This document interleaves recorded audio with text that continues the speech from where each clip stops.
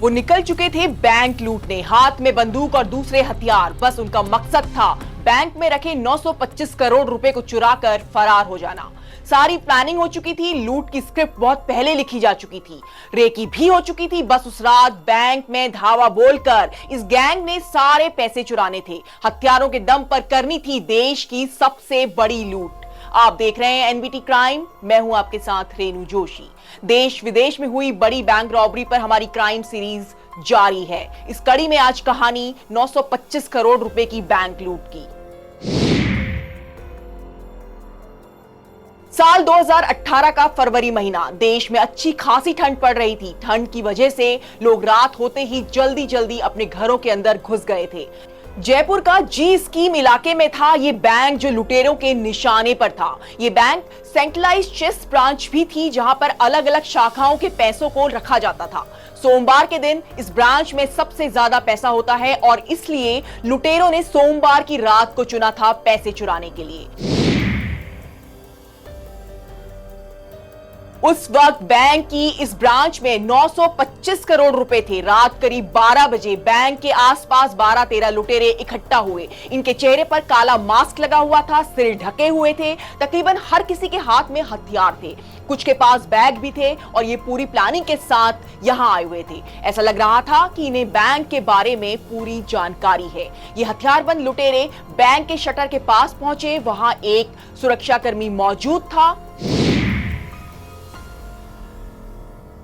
सबसे पहले इन लुटेरों ने बंदूक दिखाकर सुरक्षाकर्मी के हाथ पैरों को बांध दिया, उसके मुंह पर टेप चिपका दी। इसके बाद ये शटर को काटने लगे। शटर काट के ये सारे बैंक के अंदर दाखिल हो गए। सुरक्षाकर्मी के मुंह पर टेप चिपकी हुई थी। टेप चिपकी होने की वजह से ये किसी को कुछ बता नहीं सकता था। लेकिन इसी बीच बैंक के अंदर मौजूद एक पुलिसकर्मी सीताराम की नजर इन लुटेरों पर पड़ गई।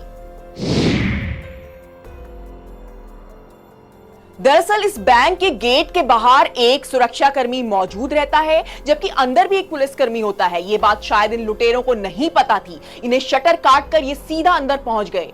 खैर, ये 13 नकाबपोश हथियारों के साथ थे। सामने देखते हुए कि 13 रॉबर्स हैं, उसके बावजूद सीताराम ने हिम्मत नहीं हारी और इन पर फायरिंग शुरू कर दी।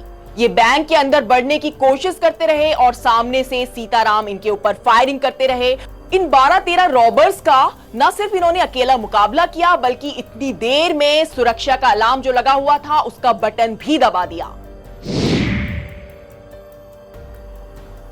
बैंक अलार्म बजते ही पास की पुलिस थाने तक सूचना पहुंच चुकी थी। पुलिस की गाड़ी अब मौके पर आने लगी थी। ये लुटेरे समझ चुके थे कि इनका लूट का प्लान बेकार हो चुका है, प्लान फेल हो चुका है। पुलिस की टीम को आता देख ये वहां से फरार हो गए। सीताराम करीब 5 मिनट तक नॉन स्टॉप फायरिंग करते रहे। एक कांस्टेबल की वजह से ये इतनी बड़ी लूट बच पाई। अगर ये बैंक लूट लिया जाता तो देश के इतिहास की अब तक की सबसे बड़ी लूट ये होती। बाद में इस केस में जांच हुई, लुटेरे सीसीटीवी में कैद हुए, लेकिन चेहरा ढका होने की वजह से उनकी पहचान नहीं हो पाई। बैंक के अंदर काफी लापरवाही भी पाई गई। सुरक्षा के इंतजाम भी पुख्ता नहीं थे। यहां तक कि कैश को चेस्ट के अंदर लॉक करके भी नहीं रखा गया था, बल्कि बाहर ही खुला बिखरा हुआ था। इस खबर में फिलहाल इतना ही। बैंक क्राइम से जुड़ी खबरें हम आपको दिखाते रहते हैं। देश विदेश में हुई बड़ी बैंक रॉबरीज पर हमारी सीरीज जारी है। आप इस वीडियो को लाइक करिए अगर आपको ये वीडियो पसंद आया है। एनबीटी क्राइम चैनल को सब्सक्राइब कीजिए।